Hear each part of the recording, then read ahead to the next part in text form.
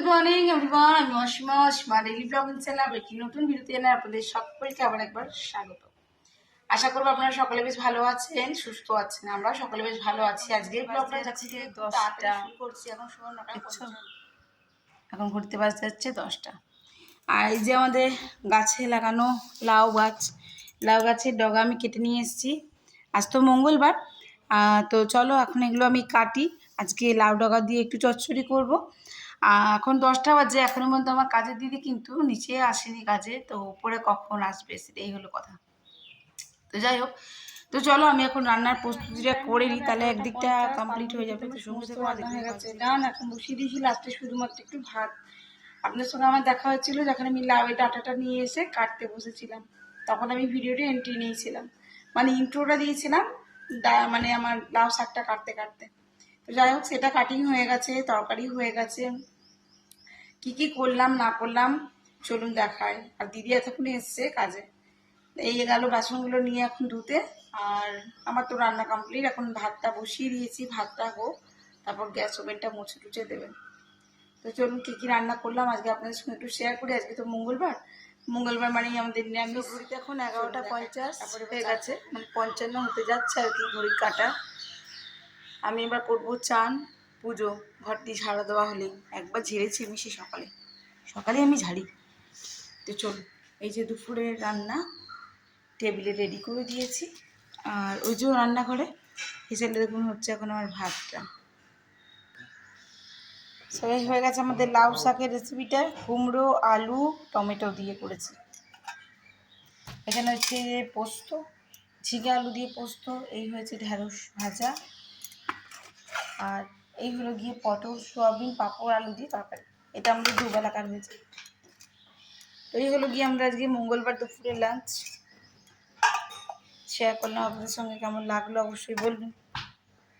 আর এই কুমড়ো রেসিপিটা যদি দরকার, মানে কুমড়ো লাউ ডাঁটা, তাহলে আমাকে লিখবেন। আমি গেছিলাম মন্দির, বাট আজকে আমি মোবাইলে নিয়ে একদম ভুলে গেছি। মোবাইলে চার্জ থেকে খুলেছি, নামিয়েছি, ঠাকুরের প্রসাদ আদি ধূপ ঘি সমস্ত কিছু ভরেছি ব্যাগের মধ্যে, মোবাইলটা ভরতেই ভুলে গেছি। তার জন্য এক্সট্রিমলি সরি। যারা আমার রেগুলার ব্লগ ফলো করো আর কি, আজকে আমি তাদেরকে মায়ের দর্শনই বলো আর আমার বজরংবলী দাদার দর্শনই বলো, কোনোটাই করাতে পারলাম না। যার আমি মন্দিরে গিয়ে যখন মানে ভিতরটা ঢুকবো, তখন ছবিটা তুলতে যাচ্ছি, দেখছি যে আমি মোবাইলটাই নিয়ে আসি। তো যাই হোক, আমি পুজো টুজো দিলাম, মহাদেবের কাছে একটু জপ করে নিলাম। আজকে হনুমান চল্লিশাটা, এমনি আমি হনুমান চল্লিশা ডেলি পাঠ করি, তো মঙ্গলবার যেহেতু মন্দির যায়, তো আমি মন্দিরে বসে একটুখানি জপ করে নিই আর কি। তো যাই হোক, আজকের থেকে তো বড় মঙ্গলবার শুরু হলো।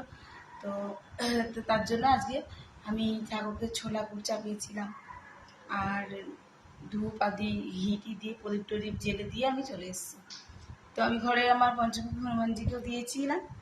তো যাই হোক, এবার আমি জামা টামা ছাড়ি। আর এবার আমি যেটা করবো, দেখো ডাইনিংয়ে যে ম্যাটগুলো পেতেছি দেখতে পাচ্ছ, তো ওই ম্যাটগুলো আজকে এসছে। ওইটার সঙ্গে ওই ছোট আমার ফ্রিজের যে উপরে ঢাকাটা, ওটা সেট ছিল। তো যাই হোক, ওটা তোমার সঙ্গে পরে আবার শেয়ার করে নেবো। তো চলো এখন আমি এবার জামা টামা ছাড়ি, আর এবার আমি করবো রাতে ডিনারটা।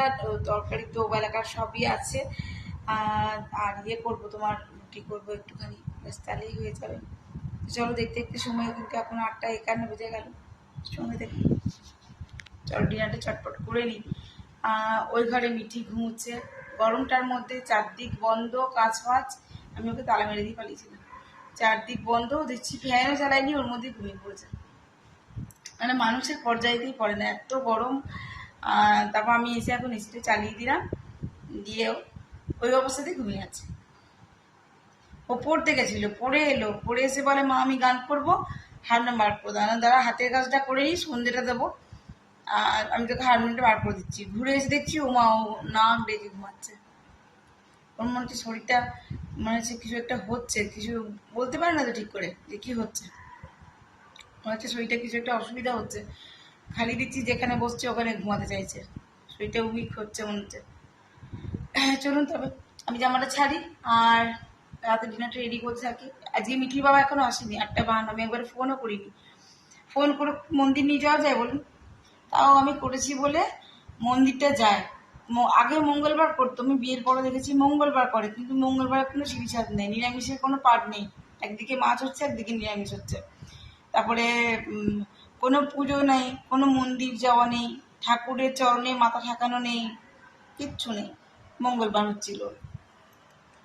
আলাম তোমার ওর দরকারই নেই, যেটা করছে একেবারে টোটালি ভুল, ঠিক না, ওরকম করে কেউ করে না বলতে। যাই হোক এখন যায়, কিন্তু এরপর বলুন আপনি প্রতিদিন কি আমার ইয়েতে বলা দরকার পড়ে যে তোমাকে আজকে মন্দির যেতে হবে, তাড়াতাড়ি আসো, মন্দির যেতে হবে, তাড়াতাড়ি আসো। আর ওর জন্য না আমার অনেক দেরি হয়ে যায় মন্দির যেতে, আমার একদম ভালো লাগে না। আমি একটু জব করি, তারপরে সত্যি কথা বলতে আমি একা গেলে একটুখানি ওই নিরিবিলিতে চুপ করে বসে থাকি। সব থেকে বড় কথা, মন্দির গেলে আমার একটুখানি চুপ করে বসে থাকতে খুব ভালো লাগে। আর এদের সঙ্গে গেলে না তাড়াহুড়ো করবে, বলবে চলো চলো তাড়াতাড়ি চলো, তোমার কতক্ষণ লাগে পুজো পাঠ করতে, তোমার আর হয় না, এরকম। দেখুন আমাকে তিলক লাগিয়ে দিয়েছে, ঠাকুরের টিপা লাগিয়ে নিয়েছি, আর খানিকক্ষণ জপ টপ করে মনটা একটু ভালো হয়ে গেল, মনটা একটু কেন অনেকটা ভালো হয়ে গেল। আমার মন্দির গেলেই মনটা খুব ভালো হয়েছে। আমার কোথাও আমাকে কোথাও আপনি নিয়ে নেন না, আমাকে কোনো ঠাকুর স্থান বা কোনো তীর্থস্থানে নিয়ে গেলে আমাকে খুব ভালো লাগে।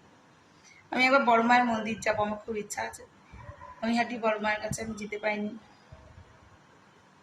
আর ওই যে শ্যামারূপা, শ্যামসুন্দর মায়ের মন্দির, ওই দুটো জায়গায় যাবো আমি, আমার যাবার খুব ইচ্ছা আছে। কোন দিন একা একা পালাবো দেখবেন, ট্রেন মেন ধরে পালাবো। বেশ চলুন তাহলে আমি এবার উঠি, তোড়জোড় করি, জামাটা ছেড়ে আসি আর ঘরে জামাটা পরে ফেলি। চলো। সেটা আমি টাইম এখন 11:45, আর আমাদের রাতের ডিনার কমপ্লিট। রুটি করেছিলাম, বাকিতে সকালে তরকারি ছিল। এই দেখুন এই ছিল ম্যাট, যেটা আপনাদেরকে বললাম নিয়েছি ওই ফ্রিজটার জন্য, ছোট ফ্রিজের জন্য। বাট ওতেও অনেকটা বেশি বড় হচ্ছে, তার জন্য আমি টেবিলে লাগিয়ে দিয়েছি। আর এখানে সবই গুছাগুছি বাগাবাগি আমার হয়ে গেছে, বাসনগুলো বাইরে বার করবো। আর এখানে মা বেটির দুধ নিয়েছি, এটা আমার প্রোটিন পাউডার ছাড়া মিঠি এখানে আছে, মানে হেলথ ড্রিঙ্কস আর কি, বুস্ট, মিঠি খায় সরি। আর এখানে এই যে দুধ গরম হয়ে গেছে, বাকিটা আমি এখন উপর করে ঢাকা দিয়ে রেখে দেবো।